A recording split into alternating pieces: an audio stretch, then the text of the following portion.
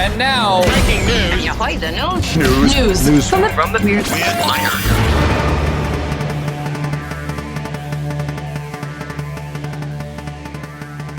news from the Weird Wire. Nearly 150 years after the first premiere of Swan Lake, a different sort of swan ballet took place in Germany.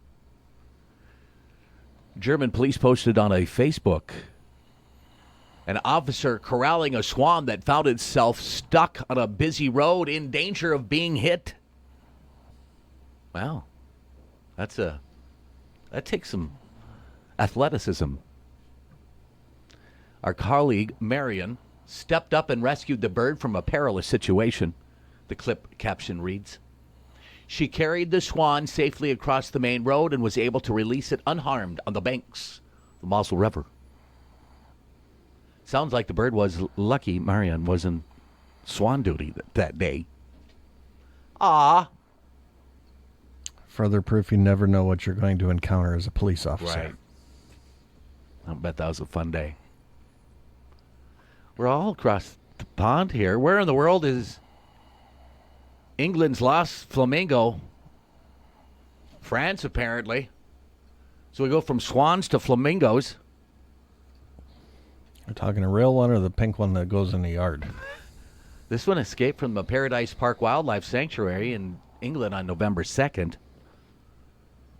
It was photographed in northern France a week later. Frankie the flamingo. They're pretty sure that's Frankie in the photos. Nick Reynolds, park director, says Frankie's feathers were clipped, but the bird would not be deterred. Was this walking around? Or can it just fly like 20 feet high for 100 yards? I guess they'd be in meters and stuff.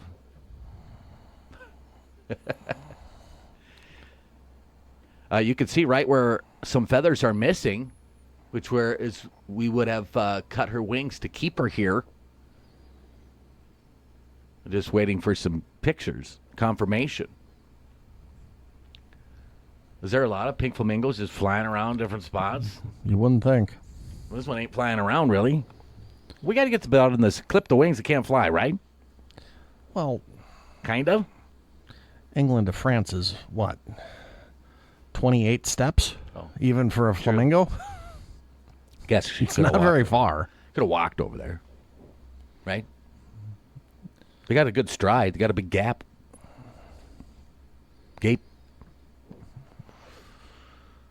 And then to another thing that flies. It's the flying news from the Weird Wire. Please allow this new bee to introduce itself. Australia's Curtin University has announced the discovery of a devilish insect dubbed the Lucifer. It's got a horn-like protrusions, easy for me to say, not really, on its face. Looks like a horn. Can you say that? Megachel Hacker-Iepus Lucifer. Sure. When writing up the new species description, I was watching the Netflix show Lucifer at the time, and the name just fit perfectly, says Dr. Kit Prendergast, who discovered the bee in the gold fields of Western Australia.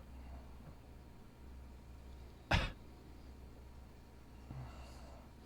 didn't realize that if you find a new species, you get to name it whatever you want, even if it's the current show you're watching on Netflix. And do you have to be some type of qualified, like in the field, after he has the doctrine, right?